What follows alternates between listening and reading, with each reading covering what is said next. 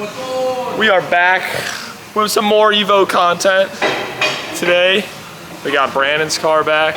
Gotta do a couple adjustments on that. Take some wastegate springs out because it's overboosting a little bit when they're going to try to tune it. So take some wastegate springs out. He's also gonna run some new fuel lines that he wanted to do with all the AN fittings. On my Evo, I finally got all the pieces to start updating the interior because your boy does not have a radio that works, nor does he have gauges that are accurate. So, this guy's driving around like a friggin' caveman. It's just listening to the old Mitsubishi rattles. So now we got a radio, we got some AEM gauges, got my gauge pod that I waited like 5 weeks for. So we're gonna start throwing that in. First, let's start tearing down the interior. So the interior is all apart now. Got the crappy old radio out of there. Gonna have the gauges up here. I'll show you the gauge pod in 1 second. And we're actually gonna relocate the radio down here. So right now I'm gonna put all the gauges inside of the pod the way I like them. And then I'm gonna start running the wires lower and this interior fuse box, start running the wires this way and put them in a loom so that way it's all nice and organized just in case they ever go out for whatever reason. They're very easy to check for power and ground, but let me show you the gauge pod. All the gauges are in the gauge pod with the wires ran. Wiring to me is something that is super overwhelming, so I try to keep it kind of like organized in my head as possible because it is super overwhelming for me. But I know it looks like a mess right now, but I'm going to organize it. But this is what the gauges look like inside of the pod. This pod is made by a company, I think is 8's. Super great quality, just takes a little bit to get it. I think it takes like, I waited 5 weeks for it. But it's very strange that not a lot of people make the center gauge pods anymore, especially carbon ones. They're like impossible to find. So this is like the only company that I could find that makes the 52 millimeter gauge pods. In the center was 8's is the name of the company. Again, takes 5 weeks, quality's great, but they fit in there perfectly. I love the way it looks, and I'm just happy to have the gauges not in front of the RPM and the gas gauge. It's so annoying, and also to have a radio again. So I'm gonna set the gauge pod in the car and start running the power and ground wires to the interior fuse box, and then start sending the wires that need to go into the engine bay out the grommet on the passenger side of the car. So let's get started. I got the harness for the power and grounds kind of ran in the direction that I want. So this is how it's looking so far. I got it coming through over here, and then I have it zip tied to this little bracket up here. The steering column goes, and I'm gonna take the power and grounds out of the loom, and I'm gonna make all the grounds go into one wire, and I think I'm gonna split the powers into two because I don't want to run all 3 gauges on one fuse. So I'm gonna run 2 of them, 2 separate like piggyback fuses. One will run 1 gauge on its own, and then the other one will have the 2 paired together. Probably the air to fuel ratio, and I'll run the air to fuel ratio and the oil pressure together, and then the boost on its own for its own power. So I'm gonna snip the harness back a little bit so that way I don't have all these extra wires, and cut back the other wires that I'm actually not going to use for the gauge. That way it's not a big cluster under here every time you have to drop this bottom panel. So I got the harness all ran for the gauges for the power and ground. Came out great. Let me show you. So, get my light. There it is. The harness is all right there. I loomed it. It goes up, then zip tied to where the steering column is up here. I have my power, sorry it's very hard to see, power, all of them going into one right here on the fuses, in the interior fuse box. Then I have my ground right here. Oop.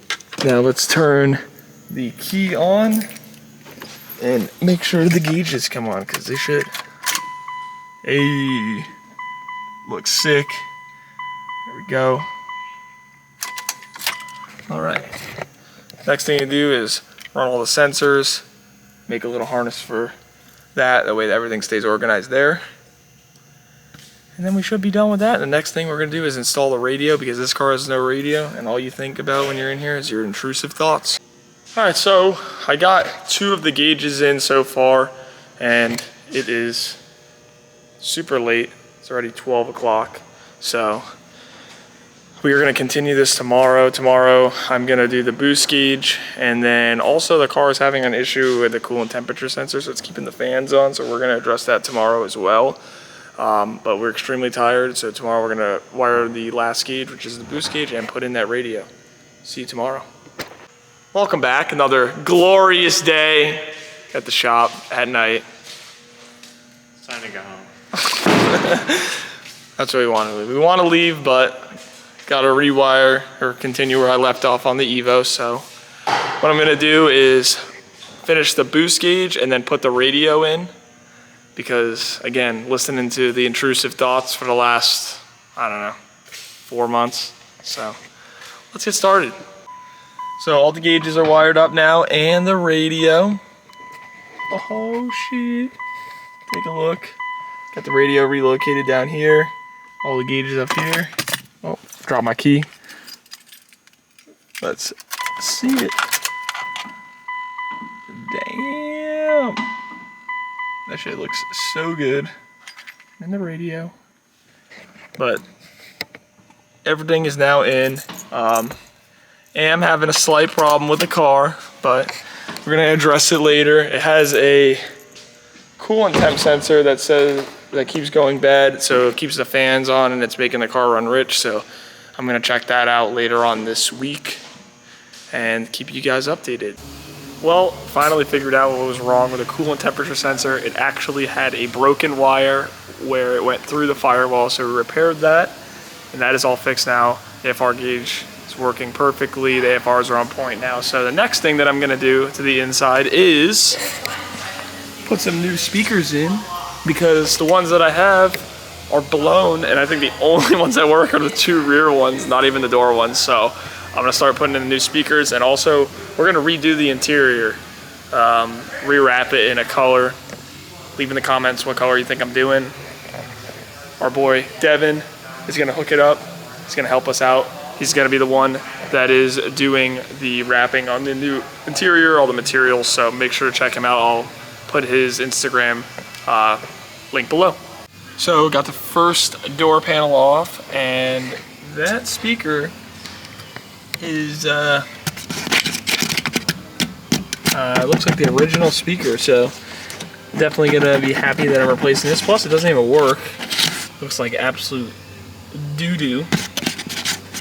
So super excited to hear how it's gonna sound when we get the new speakers in. So let's get the first speaker in and make sure that it even works and it's actually not a wiring problem. Well, little hold up actually for the speaker install, because the speaker shop that I bought the speakers off of locally down the street actually gave me the wrong adapter plastic rings, so it doesn't fit behind the speaker, if that makes sense. So tomorrow I'm gonna have to run down there. So basically what's happening is I put the plastic ring on it to adapt the speaker to these holes, but the diameter of the plastic ring doesn't fit the speaker. So I'm kind of at a standstill, but not gonna let that stop me. I'm still gonna disassemble the rest of the interior. I'm gonna get all the door panels off, drop the headliner, and a lot of the pillars, so I could give it to Devin, because he's gonna obviously rewrap the interior in new material. Again, guess the color down below. The interior of the Evo is all out. Headliner, all door panels, pillars, everything is out. Gonna figure out kind of why my sunroof doesn't work either. It's got a weird issue. You got those 2 clowns over there making a bunch of noise. But it's gonna be the end of this video. Again, the color of what we're wrapping the interior with, and then tomorrow I'm gonna go get the correct size rings for the speakers for the doors, so that way I can install the speakers and drop off the interior to get wrapped. Hope you guys enjoyed. This is part 1. There'll probably be a part 2, part 3 to restoring the interior of the Evo, so stay tuned. Got a brand new beach, and some brand new friends. Got a brand new bag, ho, and some brand new bands, ho. Got a brand new